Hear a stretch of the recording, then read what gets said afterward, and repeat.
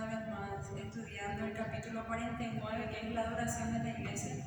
Este es un tema muy escuchado dentro de cada congregación, pero muy poco conocido y profundizado en las iglesias. Tenemos quizás una idea vaga y superficial de lo que es la adoración dentro de la iglesia. Generalmente lo asociamos con un estilo de música o con grupos de canciones, ¿verdad? Lo llamamos como una adoración. Pero hoy vamos a comprender y profundizar un poco sobre este tema y vamos a ver qué es lo que nos dice la Escritura acerca de esto. Vamos a leer nuestro material. En la introducción dice: el Nuevo Testamento nos brinda un vistazo dentro del lugar santísimo del cielo y echamos el canto de los seres vivientes, los ancianos y las huestes de ángeles. La escena se describe así: digno es el Cordero, que fue inmolado, de recibir el poder, las riquezas, la sabiduría, la fortaleza, la honra, la gloria y la alabanza. Y oía a toda criatura que está en el cielo y sobre la tierra, debajo de la tierra y en el mar, y a todas las cosas que hay en ellos, diciendo: al que está sentado en el trono y al Cordero, sean la bendición y la honra, la gloria y el poder por los siglos de los siglos. Y en los cuatro seres vivientes decían: amén. Y los 24 ancianos se postraron y adoraron. Un versículo entonces que se encuentra en Apocalipsis 5, 12 al 14. Este versículo entonces nos relata lo que sucede en el cielo. La adoración entonces de los ángeles, los ancianos, que están cerca de Dios mismo. Y cómo es entonces su actitud para con el Padre, para con el Hijo y para con el Espíritu Santo. Dice: en este pasaje encontramos algo extraordinario, aunque es algo con lo que todo cristiano debe estar familiarizado. La adoración pura, como criaturas hechas a imagen de Dios, fuimos diseñados para adorar a nuestro Creador, pero nos separamos de este propósito por nuestra naturaleza humana pecaminosa. Sin embargo, una vez que el Espíritu de Dios nos vivifica, nos imparte vida espiritual y tenemos una nueva capacidad de adoración. Desde lo profundo, todos los cristianos anhelan encontrar una forma de expresar su adoración a Dios. Como hemos visto en materiales quizás extra bíblicos, también siempre recalcan que el ser humano está creado para adorar a algo. Cuando uno no es cristiano o no conoce a Jesús, no conoce a Dios, no tiene esa intimidad con el Padre, generalmente esa adoración vuelca en otras cosas. Quizás una religión falsa, quizás cosas materiales, ¿verdad? Quizás un trabajo o personas, ¿verdad? A quienes sigue y a quienes adora. Pero siempre está adorándole a alguien, siempre está volcando esa admiración hacia algo en específico. No puede pasar por la vida sin hacer eso porque estamos diseñados. Por eso es que también los hombres crean diferentes tipos de religiones, tratando de llenar ese vacío que fue implantado en nuestros corazones. Dice: por eso no es accidental que la adoración sea uno de los propósitos centrales de la iglesia, cuando el pueblo de Dios se reúne en asamblea y el propósito es la adoración. La gente casi siempre va a la reunión de la iglesia primordialmente para compañerismo, educación cristiana o edificación, pero la razón principal por la que deberíamos unirnos con otros creyentes es la adoración al Señor. Entonces nosotros nos unimos dentro de un templo, ¿verdad?, para poder adorar a Dios.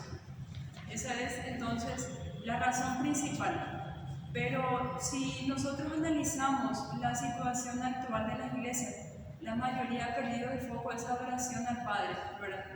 Hay quizás jóvenes o quizás cristianos nuevos que van detrás de personas, detrás de grupos, detrás de ministerios, detrás de cargos en la iglesia, pero no van detrás de Dios. Su motivo entonces está errado, como hemos visto nosotros en capítulos anteriores. Hemos dicho, ¿verdad?, y nos hemos preguntado qué es el motivo que nos mueve ir a la iglesia. Y si no es la adoración, entonces es otra cosa, porque siempre hay un motivo por el cual nos preparamos y venimos a una iglesia, ¿verdad? Siempre va a haber, ese lugar no puede quedar vacío. Entonces entramos en el primer título entonces del material y dice honra y adoración. Y ahí nos da entonces el primer concepto en la primera parte. Y como ya había escrito ahí en la pizarra, dice rendir honor a un ser superior. Esa es la adoración. Adorar entonces es asignarle valor o dignidad a Dios. Es lo que nos trae el material.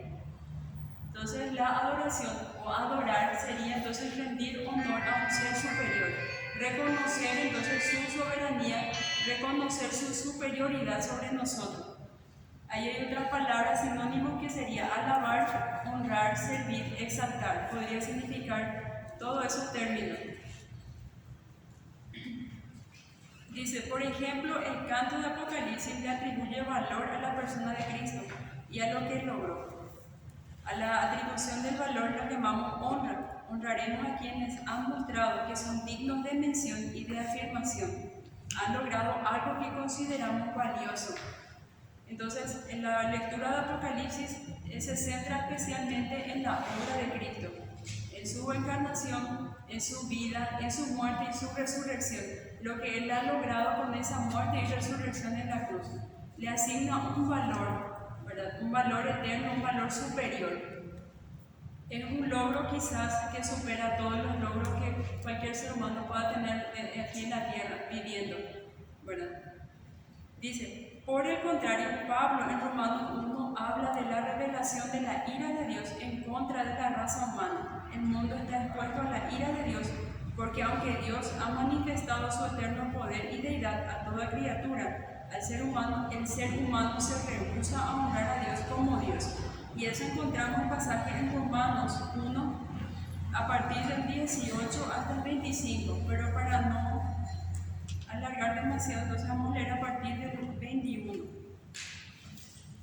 Entonces a partir del 18, 19, 20 pueden ir leyendo en sus casas, si es que quieren volver a mirar sus notas, entonces ya va a quedar como tarea. En Romanos 1:21 dice, pues habiendo conocido a Dios, no le glorificaron como a Dios, ni le dieron gracias, sino que se envanecieron en sus razonamientos y su necio corazón fue entenebrecido. Versículos antes de ese estaba diciendo que Dios había mostrado su gloria y que Él era digno de esa alabanza a través de la creación. Nosotros habíamos estudiado ya también capítulos anteriores acerca de la revelación natural, ¿verdad? La revelación es que uno ve entonces a través de la naturaleza, una revelación más general. Cuando nosotros miramos a nuestro alrededor y vemos entonces todo lo que fue creado, tiene que haber un ser superior detrás de todo. Entonces, en el 21 comienza diciendo, pues, habiendo conocido a Dios, no le glorificaron como a Dios. A través de una revelación general tenían que haber conocido que hay un Dios. Pero ellos entonces han rehusado conocer a Dios y se entenebrecieron entonces en su razonamiento. El 22 dice, profesando ser sabios se hicieron necios y cambiaron la gloria de Dios incorruptible en semejanza de imagen de hombre corruptible, de aves, de cuadrúpedos y de reptiles, por lo cual también Dios los entregó a la inmundicia y la concupiscencia de sus corazones, de modo que deshonraron entre sí sus cuerpos, ya que cambiaron la verdad de Dios por la mentira, honrando y dando culto a las criaturas antes que al Creador, el cual es bendito por los siglos. Amén. ¿Qué es lo que sucede aquí entonces? Dios, que debe ser honrado y adorado por sus criaturas, no recibe esa honra y esa gloria a pesar de que es merecedor, ¿verdad? Y ahí describe entonces cuál es entonces la actitud de las personas que no conocen a Dios con respecto a Dios. Ellos adoran cualquier otra cosa, reemplazan la verdad de Dios con mentiras, ¿verdad? Honran a lo creado. Dice también acá,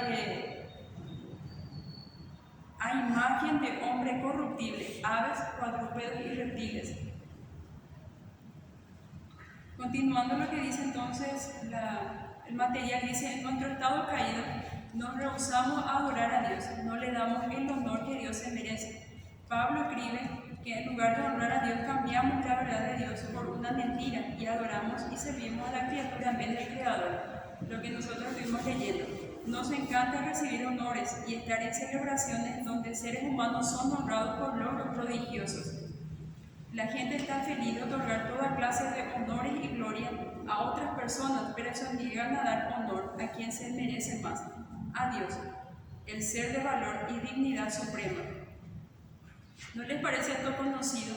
Dentro de las iglesias mismo A la gente le gusta recibir aplausos, quizás por un don extraordinario.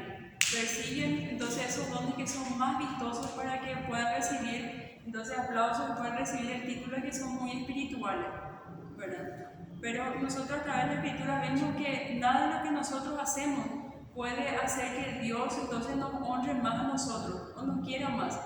Según entonces la Escritura, todo lo bien que podamos hacer es como trapo de inmundicia para Dios. Trapo de inmundicia vendría a ser el trapo que es solamente para tirar la basura. Después de haber limpiado la cocina, haber limpiado todos los objetos dentro del hogar, entonces ya no sirve para nada y se tira en el basurero. Y con eso compara entonces toda nuestra bondad. Dice, damos honra al hombre corruptible, como pastores, apóstoles, profetas, quizás al que canta bien, ¿verdad? Y no creamos entonces dioses. En vez de honrar a Dios, entonces honramos a los hombres, honramos sus dones, honramos quizás su conocimiento y su capacidad, pero no le damos honra a Dios. Como decía al principio, hemos desviado entonces la adoración que debería ser para Dios y honramos a todo lo que nosotros hacemos dentro de la iglesia. El motivo de nuestro corazón entonces se desvía de lo principal. La experiencia de adoración se describe con palabras como exaltación y alabanza. Hablamos de música de alabanza y ofrecer alabanzas, y esto tiene que ver sus raíces en la historia bíblica, particularmente en el Antiguo Testamento, donde un elemento primordial de la adoración era el sacrificio. Incluso antes de ofrecer sacrificios animales por el pecado, estaba la ofrenda de sacrificios a Dios, simplemente para honrar a Dios. Tenemos la tendencia a pensar que ya que el sistema de sacrificios del Antiguo Testamento fue cumplido en Cristo, el área de sacrificios ya terminó. Entonces nosotros generalmente dentro de la iglesia asociamos la palabra adoración con un estilo de música, o lo que hacemos dentro de la iglesia, quizás el conjunto de actividades que nosotros hacemos dentro de la iglesia. Pero quizás llegar, cantar con 3 canciones lentas, con 3 canciones rápidas, dar nuestras ofrendas. A eso nosotros decimos adoración, ¿verdad? O quizás el momento en que nosotros levantamos las manos y nos conectamos con el Padre dentro de la iglesia, ¿verdad? Pero acá vemos nosotros de que todo eso tiene su raíz en el Antiguo Testamento.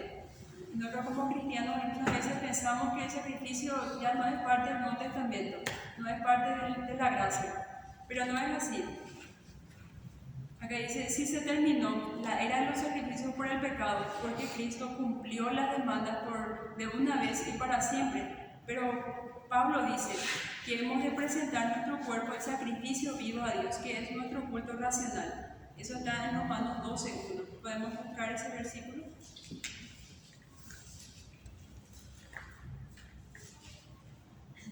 Así que, hermanos, os ruego, por las misericordias de Dios, que presentéis vuestro cuerpo en sacrificio vivo, santo, agradable a Dios, que es nuestro culto racional. Entonces, el sistema de sacrificios es aún parte también del Nuevo Testamento, pero esta vez nuestra vida, nuestro espíritu y nuestro corazón tiene que ser un sacrificio vivo para Dios. Y eso es entonces una vida rendida a los pies de Cristo 24/7. No solamente un domingo en el culto en la iglesia, sino también uno cuando está en su casa, la forma en que trata a los demás, cómo habla, tiene que reflejar el carácter de Cristo, ¿verdad? Dice, el sacrificio todavía debe presentarse a Dios, el sacrificio de alabanza a Dios. Como dice Hebreos 13:15, podemos buscar también ese versículo.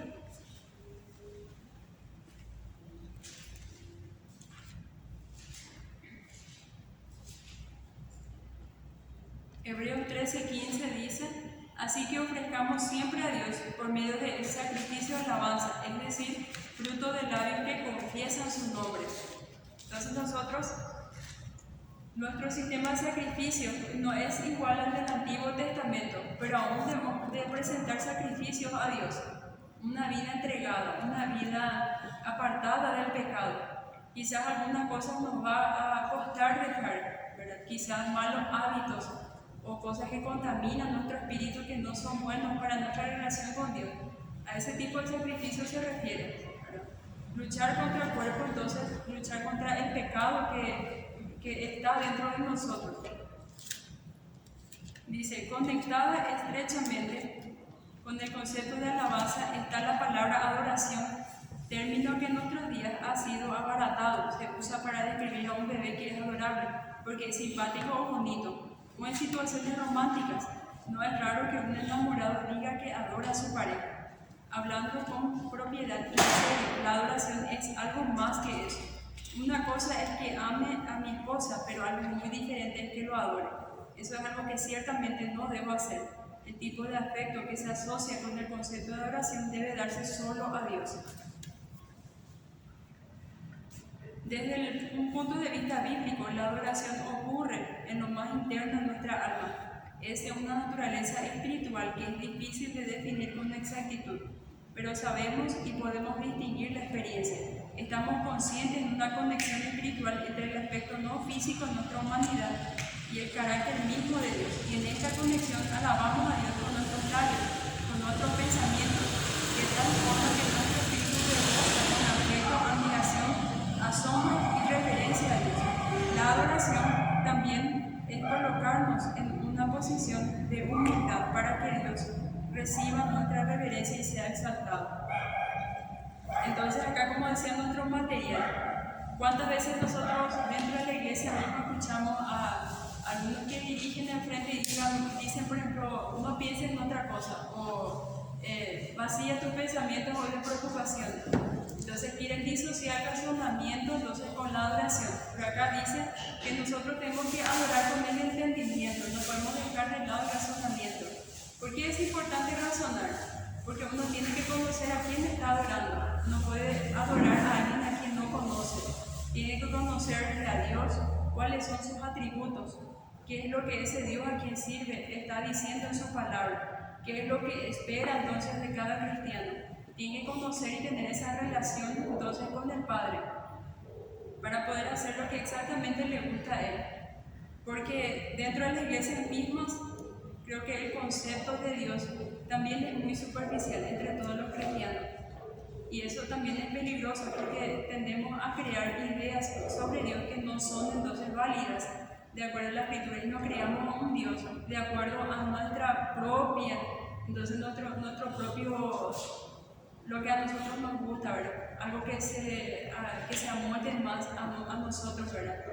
Y no que nosotros tenemos que amoldarnos a la Escritura o a lo que realmente Dios es. Entonces, necesitamos nuestro razonamiento para conocer quién es Dios, a quién nosotros le estamos adorando. El otro título dice en espíritu y en verdad. Jesús tuvo una conversación con una mujer junto al pozo en el agua cerca del pueblo de Sicar, y en la conversación surgió el tema de la adoración. Ella era samaritana. Los samaritanos adoraban a Dios en el monte Gerizim, mientras que los judíos concentraban su adoración en el santuario central en Jerusalén. Después de que Jesús le reveló que él sabía que ella había tenido 5 esposos, la mujer le dijo: Señor, veo que eres profeta. Nuestros padres adoraron en este monte y ustedes dicen que en Jerusalén está el lugar donde se debe adorar. Eso encontramos en Juan 14, 19, entonces encontramos esa historia, podemos buscar.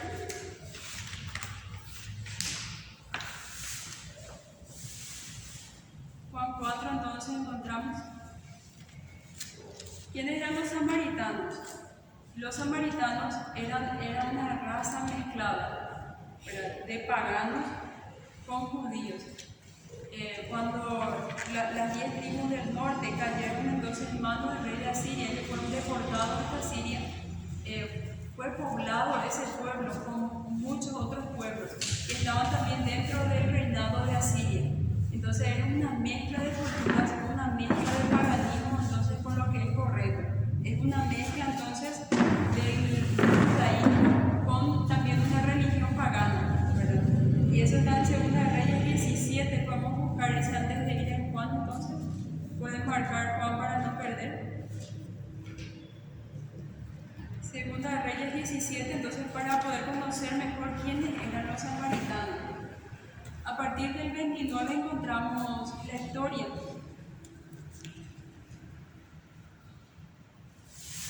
Pero en el 34 está entonces el punto principal. Dice: hasta hoy, como hacen como antes, ni temen a Jehová, ni guardan sus estatutos, ni sus ordenanzas, ni hacen según la ley y los mandamientos que prescribió Jehová a los hijos de Jacob, lo cual puso el nombre de Israel. Entonces, ese es el punto principal. Ellos no temían a Jehová, ellos honraban entonces también a sus dioses a la par que hacían lo que Dios requería en la ley, pero digamos en forma de cumplimiento nada más, no con un corazón entonces correcto delante de Dios. Y ellos eran los samaritanos. Entonces por esa razón se creó una enemistad entre los judíos y los samaritanos. Por eso entonces muchos de los judíos evitaban pasar por Samaria. Ellos preferían bordear y ir por un camino más largo, pero no pasar por ese pueblo. Por eso la mujer entonces, como vemos en el relato de Juan 4, se sorprende cuando Jesús se acerca y le pide agua, porque ella tenía dos cosas en su contra, ¿verdad? Ella era samaritana y judío entre samaritanos no se hablaban, había una enemistad fuerte entre ellos. Y ella era una mujer. En aquella época, entonces en esa cultura, los varones no le dirigían la palabra a las mujeres. Entonces tenía dos cosas en su contra.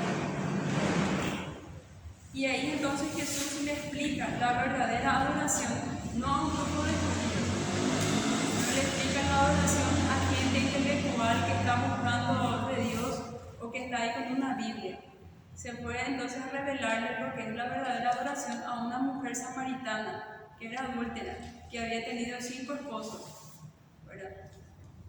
Podemos leer lo que la escritura entonces dice en Juan 4, 19, si alguien encuentra, entonces puede leer en voz alta. Hasta el 24. Juan 4, 19 al 24. 19. Sí. Al 24. Sí. Dice, le dijo la mujer, Señor, me parece que tú eres profeta. Nuestros padres adoraron en este monte y vosotros decís que Jerusalén es el lugar donde se debe adorar. Jesús le dijo, mujer, créeme que la hora viene cuando ni en este monte ni en Jerusalén adoraréis al Padre. Jesús le dijo, vosotros adoráis lo que no sabéis, nosotros adoramos lo que sabemos, porque la salvación viene de los judíos, mas la hora viene y ahora es cuando los verdaderos adoradores adorarán al Padre en espíritu y en verdad, porque también el Padre tales adoradores busca que le adoren. Dios es espíritu y los que le adoran en espíritu y en verdad es necesario que adoren. Gracias. Entonces vemos ahí algo interesante. La mujer estaba tratando de defender su tipo de adoración, lo que ella había aprendido, digamos, de que de sus antepasados, sus padres, su familia, lo que le inculcaron. Y le estaba diciendo a Jesús cuál es entonces, estaba tratando de reprocharle de cuál es la forma correcta de adorar.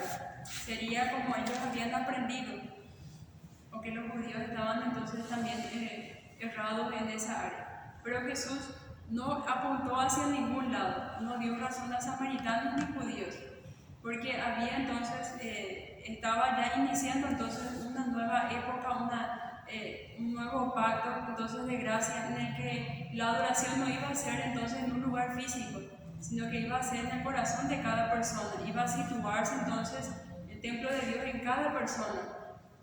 Y la adoración que se requería entonces era en espíritu y en verdad.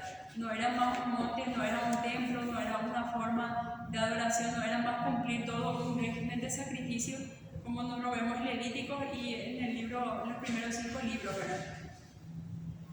Dice, aquí Jesús dijo 2 cosas sobre la adoración correcta, la clase de adoración que Dios quiere de su pueblo. Dijo que la adoración que le agrada a Dios se da en espíritu y en verdad. La segunda de estas definiciones de la adoración verdadera no es fácil de entender. La adoración verdadera excluye toda forma de idolatría, que es sustituir a Dios con algo que no es verdaderamente Dios. La adoración falsa también es adoración hipócrita, que no es sincera. Entonces, instituye 2 tipos, entonces 2 características, 2 cosas importantes que no se pueden separar para una verdadera adoración, en espíritu y en verdad. La palabra verdad entonces implica hacer exactamente lo que Dios requiere que nosotros hagamos. Un concepto exacto también de quién es Dios. ¿Quién es Dios? ¿Cuáles son sus atributos? ¿Cuáles son sus actos? ¿Qué es lo que pide de sus hijos? Y nuestra posición delante de Dios, ¿verdad? En espíritu y en verdad excluye entonces toda forma de idolatría. ¿Y qué es la idolatría? Nosotros escuchamos mucho esa palabra, pero muchas veces asociamos más con imágenes, ¿verdad? Con algo más visto, ¿verdad? Que también hay muchas otras formas de idolatría que nosotros muchas veces dejamos pasar. Dice, es asignarle valor que no tiene a objetos, personas o situaciones que no lo poseen en absoluto. Asignarle un valor. Hacer lo que dice ahí, alabar, honrar, servir o exaltar otra cosa, otra persona, otro objeto u otra situación que no sea Dios. Asignarle eso entonces a otras cosas que no sea Dios. La esencia de la idolatría consiste en abrigar sobre Dios pensamientos que no son dignos de Él. Cuando nosotros decimos que Dios es todo amor, pero olvidamos su justicia, olvidamos su ira, entonces estamos también creando un Dios conforme a nuestra imagen, ¿verdad? También es idolatría.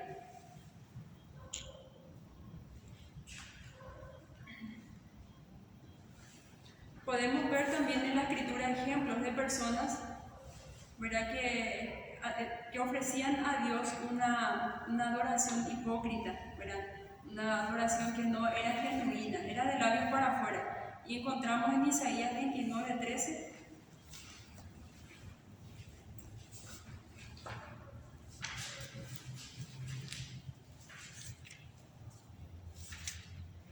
Isaías 29:13 dice pues el Señor, porque este pueblo se acerca a mí con su boca y con sus labios me honran, pero su corazón está lejos de mí, y su temor de mí no es más que un mandamiento de hombres que les ha sido enseñado. Esto pasa también dentro de las iglesias hoy en día, de labios para afuera, pero el corazón de esa persona no es correcto delante de Dios, porque quizás su conocimiento no es correcto de acuerdo a la Escritura, ¿verdad? Abriga quizás conceptos de Dios que son errados, que no son dignos de Él. Y todo lo que hace dentro de la iglesia es lo que se les enseñó que era lo correcto, como una lista de supermercado, ¿verdad?, que alguien tenía que hacer yendo otra vez hacia el lado de las obras, ¿verdad?, y no tanto de la gracia. Otro ejemplo es en Ezequiel 33.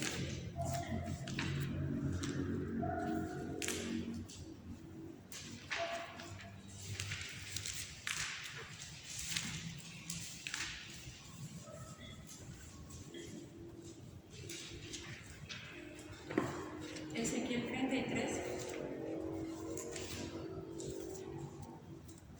30 al 33 dice, y tú, hijo de hombre, le habla entonces Dios a Ezequiel y le dice, los hijos de tu pueblo se mofan de ti junto a las paredes y a las puertas de las casas, y hablan el uno con el otro, cada uno con su hermano, diciendo, venid ahora y decid qué palabra viene de Jehová, y vendrá a ti como viene el pueblo, y estará delante de ti como pueblo mío, y oirá tus palabras, y no las pondrá por obra. Antes hacen halago con sus bocas, y el corazón de ellos anda en pos de su avaricia. He aquí que tú eres de ellos como un cantor de amores, hermoso de voz, que canta bien, y oirán tus palabras, pero no los pondrán por obra. ¿No pasa también eso en la iglesia hoy en día? Se van, escuchan lo que el pastor dice, lo que explica, y quizás le alaba al pastor por su conocimiento, su sabiduría y la forma entonces en que expone la escritura, pero de lunes a viernes vive otra vez una vida de acuerdo entonces a su voluntad y no de acuerdo a la voluntad de Dios. Entonces eso también es hipocresía y algo que Dios aborrece. La respuesta entonces de Dios a este tipo de actos que encontramos entonces en Amós. Hay otros libros también que hablan sobre eso, ¿verdad? Pero este me parece más fuerte. En Amós 5, 21 y 23. ¿Cómo Dios entonces reacciona ante este tipo de adoración? Si aquí alguien lo encuentra, no se puede leer bien fuerte. 21 a 23. Sí. Dice, abominé vuestras solemnidades y no me complaceré en vuestras asambleas. Y si me ofreciereis vuestros holocaustos y vuestras ofrendas, no las recibiré, ni miraré las ofrendas de paz de vuestros animales engordados. Quita de mí la multitud de tus cantares, pues no escucharé las salmodias de tus instrumentos. ¿Hasta 29? Sí, gracias. Entonces vemos ahí cómo Dios reacciona ante este tipo de adoración. Vemos que ese pueblo, como describe en Ezequiel, que parece muy entregado a Dios, parece que hace las manos, que siente, ¿verdad? Pero su corazón no es correcto delante de Dios. Le adora de labios para afuera, pero no con un corazón sincero. ¿Qué es lo que Dios dice de esa persona? Abomina entonces, ¿verdad? Como vemos en Apocalipsis también es frío, o sea que es tibio, no es frío, tampoco es caliente. Que dice Dios, lo vomitaré de mi boca. Entonces esa es la actitud de Dios para con ese tipo de personas. Dice la palabra de Jesús sobre adorar en espíritu, son un poco más difíciles de interpretar. La Biblia habla de espíritu de dos maneras distintas. La referencia más frecuente es el Espíritu Santo, pero la Escritura también habla del espíritu del ser humano. Le damos poca atención al espíritu humano. De hecho, casi hemos abandonado nuestra creencia de que hay algo espiritual como parte integral de nuestra humanidad. Creo que en su conversación con la mujer de Sicar, Jesús tenía en mente una adoración espiritual, el tipo de adoración que fluye del corazón. Dios desea que la gente adore desde el profundo de su ser, en una forma que nadie puede ver ni medir, porque esa forma es única en cada persona. De hecho, es la misma esencia de lo que llamamos personalidad. Nadie puede negar este aspecto no físico de lo que significa ser una persona. Sin él, seríamos criaturas embrutecidas sin alma. Pero gracias a que somos espíritu, tenemos la capacidad de hacer conexión espiritual con Dios. Dice entonces acá que la palabra espíritu, y en verdad, la primera palabra en espíritu, no entonces adorarle a Dios de labios para afuera, sino que tiene que ir asociado, como estamos diciendo, el razonamiento, la mente. Tiene que rebosar entonces nuestro corazón esa gratitud, pero no podemos tener esa actitud delante de Dios si no conocemos quién es Dios, si no nos ha sido revelado entonces su soberanía, ¿verdad? Si no hemos tenido ese encuentro con Dios, seguiremos viniendo a la iglesia como cumpliendo nada más delante de los hombres, pero no teniendo ese temor o esa reverencia por las cosas de Dios. Estaremos haciendo las cosas por hacer nada más.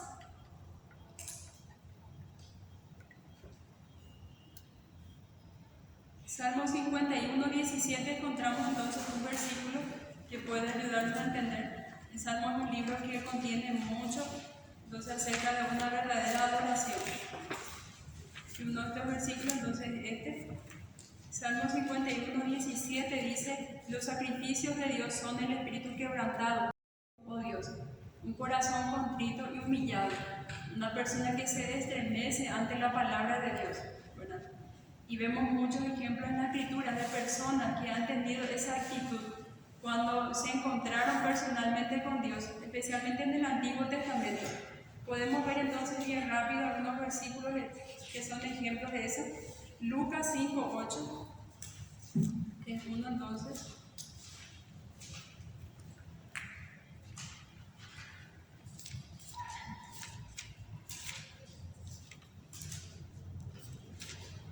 Lucas 5:8 dice: y viendo esto Simón Pedro cayó de rodillas ante Jesús diciendo: apártate de mí, Señor, porque yo soy hombre pecador. ¿Cuál es entonces su actitud delante de Dios? No le dijo: Señor, dame un carro nuevo, o yo declaro o te ordeno, o no le utilizó entonces ninguna palabra altiva a Dios. Reconoció entonces su pequeñez, reconoció que era pecador y que no merecía nada de parte de Dios.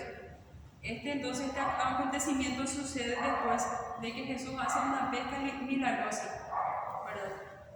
Ustedes pueden leer luego la historia, ¿verdad? Pero lo importante es la actitud que Pedro tuvo cuando se dio cuenta de quién es el que estaba ahí con él, ¿verdad? Que era el Mesías, el Hijo de Dios, y que le dice: apártate de mí porque yo soy pecador.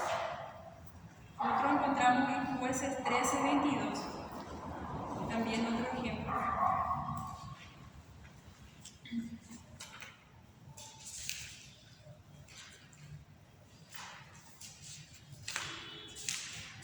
Puede ser 13:22. Sí. Y dijo Manoah a su mujer: ciertamente moriremos, porque a Dios hemos visto. Entonces dice, ciertamente moriremos. Ellos tenían un temor y una reverencia por Dios, por las cosas de Dios, ¿verdad? Ellos habían visto a Dios y tenían ellos la creencia de que nadie podía ver a Dios, ¿verdad? Cualquier pecado iba a ser pulverizado entonces en la presencia de Dios. Y el terror entonces se apodera de ellos cuando se dan cuenta de que con Dios mismo estaban hablando. Encontramos también otro acontecimiento en Jueces 6, 22 y 23. Entonces dice, viendo entonces Gedeón, que era el ángel de Jehová, dijo: ah, Señor Jehová, que he visto al ángel de Jehová cara a cara. Pero Jehová le dijo: paz a ti, no tengas temor, no morirás. Entonces vemos acá la actitud que ellos tenían por las cosas de Dios. Nosotros muchas veces nos vamos en algunas iglesias y vemos la altivez o la irreverencia en muchas personas, ¿verdad? Siendo que en el Antiguo Testamento, si esas personas tuvieran esa actitud, delante de Dios van a ser pulverizados, ¿verdad? En Éxodo es uno de los acontecimientos que registra ahora que son más, digamos, más abrumadoras también en la Escritura. Éxodo 20.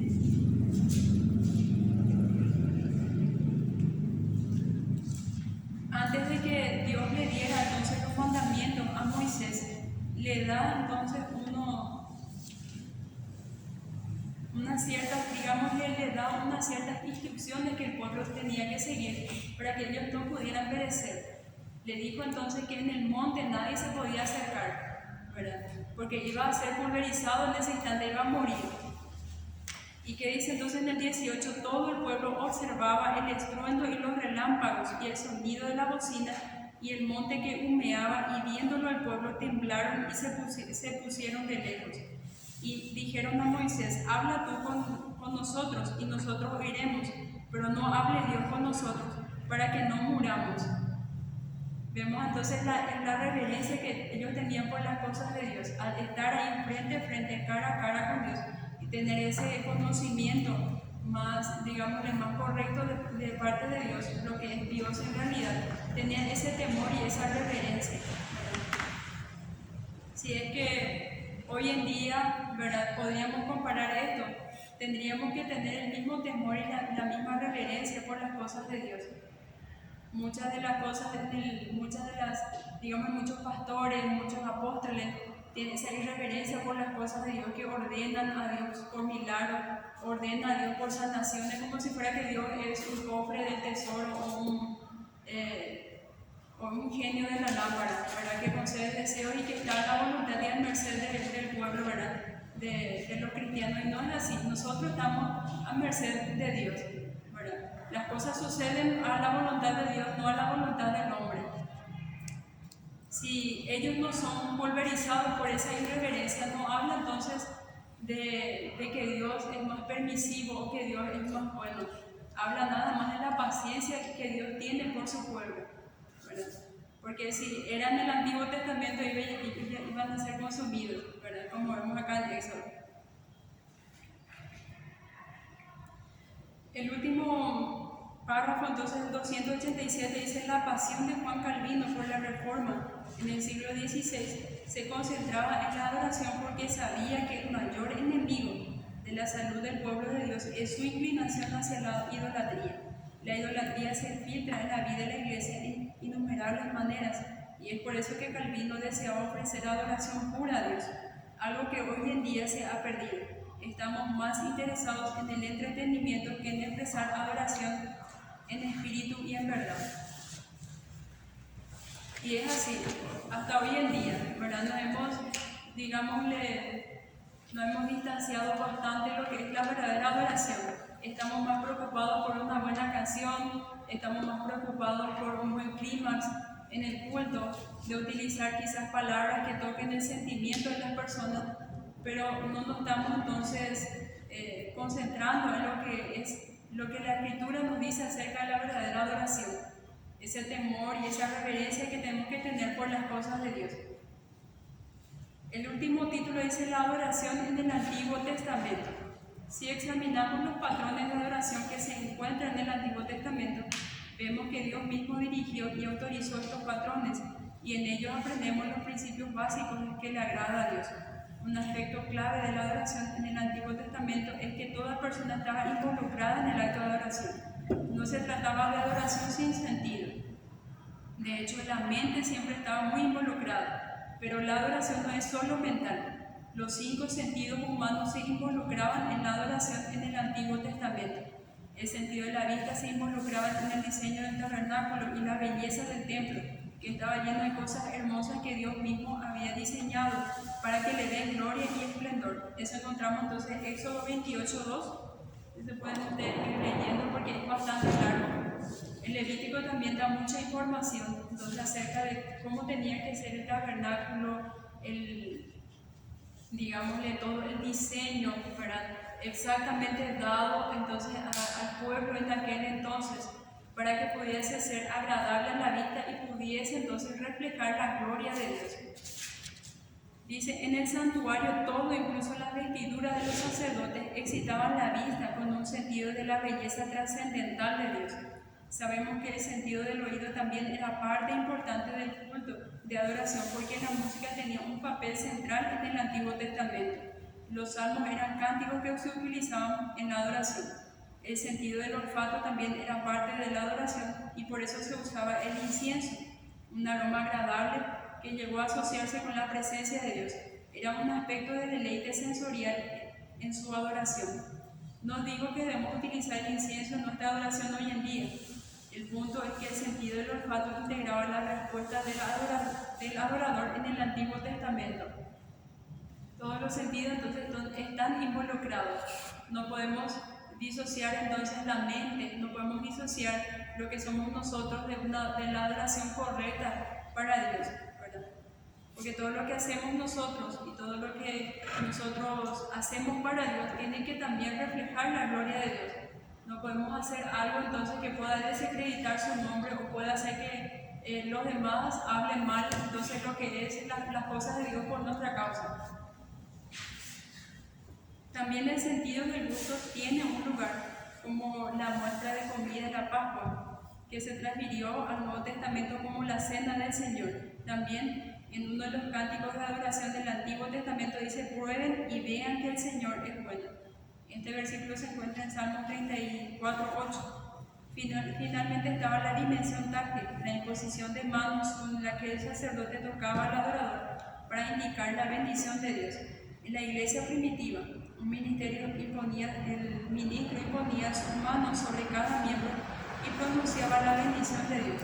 Hoy en día, cuando un pastor levanta sus manos y pronuncia la bendición, está replicando esa práctica. Con el tiempo, al ir creciendo las congregaciones, la mano levantada del ministro llegó a simbolizar el toque que otorga la bendición de Dios. Si leemos el Antiguo Testamento, encontramos prácticas de adoración muy dinámicas que pueden enseñarnos a ofrecer la clase de honor, adoración y alabanza que Dios requiere. Entonces, todo tiene que estar entonces asociado. Nada de lo que el ser humano posee entonces puede disociarse para la adoración de Dios. Tiene que ser un estilo de vida, debemos reflejar el carácter de Cristo a través de nuestros actos. Nosotros adoramos a Dios con cualquier cosa pequeña que hacemos, no solamente dentro de la iglesia, sino también cuando nuestros actos exaltan a Dios, también ahí afuera con los que no son creyentes, con aquellas personas que no conocen a Dios, quizás en nuestro trabajo, en un supermercado o por la calle. Entonces podemos nosotros estar adorando a Dios también a través de nuestros actos, lo que nosotros pensamos, lo que nosotros decimos. Entonces todo eso adora a Dios.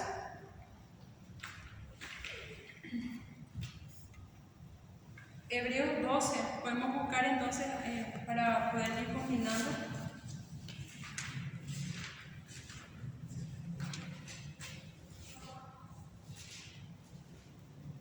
Hebreos 12, 18 al 29. Es bastante largo, pero vamos a tratar de ir entonces viendo los puntos más importantes. Esta parte del versículo de Hebreos trae entonces, o sea que utiliza entonces lo que nosotros hemos leído en Éxodo 20, 18 y 19, lo que sucedió en aquel momento cuando Dios dio entonces las tablas de la ley a Moisés, a ese pueblo, y cómo entonces era la actitud de ese pueblo y qué fue entonces lo que le pidió a Moisés para que el pueblo no pudiese morir, ¿verdad? El 18 dice: porque no habéis acercado al monte que se podía palpar y que ardía en fuego, a la oscuridad, a las tinieblas y a la tempestad, al sonido de la trompeta y a la voz que hablaba, la cual los que lo oyeron rogaron que no se les hablase más, porque no podían soportar lo que se ordenaba. Si aún una vez que tocare el monte será apedreada o pasada por dardo. Y tan terrible era lo que se veía que Moisés dijo: estoy espantado y temblando. Entonces, ante la presencia de Dios, esa era la respuesta entonces de aquellas personas. Sino que vos habéis acercado al monte de Sión, a la ciudad de Dios vivo, Jerusalén la celestial, en la compañía de muchos millares de ángeles, a la congregación de los primogénitos que están inscritos en los cielos, a Dios el juez de todos, a los espíritus de los justos hechos perfectos, a Jesús el mediador del nuevo pacto y a la sangre rociada que habla mejor que la de Abel. Vemos ahí entonces que nosotros no nos estamos acercando a algo visible como en aquella época. Cuando nosotros cerramos nuestros ojos y nos dirigimos al Padre y le adoramos, tenemos esa intimidad con Dios. Nosotros nos estamos acercando entonces al juez de todos, los espíritus de los justos. Tenemos a todas esas cosas, ¿verdad? Es algo vivo, ¿verdad? Mucho más real que lo que es físico, y es mucho más terrible, ¿verdad? También que lo que era físico en aquel entonces. Mirad que no os desechéis al que habla, porque si no escaparon aquellos que desecharon a los que los amonestaba en la tierra, mucho menos nosotros, si desecháramos al que amonesta desde los cielos, la voz del cual conmovió entonces la tierra, pero ahora ha prometido diciendo: aún esta vez, y conmoveré no solamente la tierra, sino también el cielo. Y esta frase, aún una vez, indica la remoción de las cosas movibles como cosas hechas, para que queden las inconmovibles. Así que, recibiendo nosotros un reino inconmovible, tengamos gratitud y mediante ella sirvamos a Dios, agradándole con temor, adorándole entonces con temor y reverencia, porque nuestro Dios es fuego consumidor. ¿Cuál es entonces nuestra actitud delante de Dios? La adoración que pide Dios de nosotros en espíritu y en verdad. Uno tiene que, con su razonamiento, saber quién es Dios, quién es a quien está adorando, ¿verdad? No solamente es una música lenta, un momento en la adoración en el que todos oran y el pastor pasa y ora por cada persona. No solamente eso es una adoración, es un estilo de vida en el que uno sabe a quién entonces está rindiendo honor, a quién está asignándole un valor, una dignidad, como dice ahí en la pizarra, ¿verdad? Entonces el espíritu no tiene que disociarse, desde el fondo de nuestro corazón tiene que fluir, pero eso no puede pasar si nosotros no sabemos quiénes somos delante de Dios, cuál es nuestra posición. Pero nosotros tenemos que saber que nuestra vida es como ese polvo que pasa, esa flor que se marchita rápido, como decía David. ¿Quién es el hombre para que Dios le visite o se acuerde de su nombre? Entonces, marcando ahí la pequeñez de David, ¿verdad? Como hombre, ante una galaxia entera que es mucho más grande que lo que nosotros podemos imaginar. Y Dios aún se preocupa por nosotros. Viviendo muchísimas personas en el mundo, Dios sabe la vida de cada uno, el nombre de cada uno, sabe nuestro presente, nuestro pasado y nuestro futuro, ¿verdad? Entonces, ¿quién es el hombre para que Dios nos visite? Si nosotros sabemos cuál es nuestra posición delante de Dios y reconocemos entonces la gracia y podemos entonces también agradecer sus misericordias, lo que Él ha hecho en la cruz, que podemos tener una verdadera adoración a Dios. Entonces, basando en lo que es correcto y de acuerdo a las Escrituras. Y acá entonces en este versículo dice algo muy importante: agradándole con temor y reverencia. Esa es la actitud correcta del adorador, con temor y reverencia. No es acá entonces que uno se para en el púlpito y le empieza a decir a Dios qué tiene que hacer, o que le chasquea el dedo para que le cumpla sus deseos o bendiciones, ¿verdad? ¿Cuál es entonces la posición de nuestro corazón con temor y reverencia, porque nuestro Dios es fuego consumidor. Y como decía yo entonces, si Dios no nos fulmina por alguna irreverencia, habla más de su paciencia y no de que haya una variación o un cambio en su carácter. No, es solamente paciencia para aquellas personas que van a ser salvos, que están entonces destinadas para la salvación.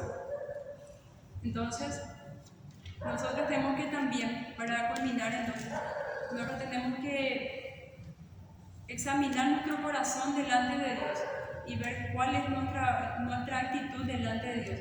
Si estamos siendo irreverentes en alguna área o en algún conocimiento errado de parte de Dios, entonces caemos también en el peligro de poder entonces crear ídolos en nuestras vidas. Como último entonces me gustó mucho esta frase que copié de un libro, decía: la ceremonia, la música, las luces y los ritmos pierden toda relevancia cuando la adoración llega a ese espacio auténtico en el que solo se trata de asombro y agradecimiento y devoción.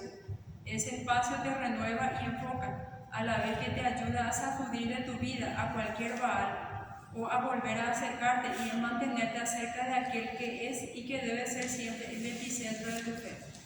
Entonces, toda la música, todo el ambiente que se crea en la iglesia, todos los ritmos pierden relevancia cuando nos enfocamos realmente en Dios, ¿verdad? Aún sin esas cosas nosotros podemos conectarnos con el Padre y disfrutar de su presencia. Cuando hacemos eso, no vamos a correr el riesgo de crear ídolos en nuestras vidas.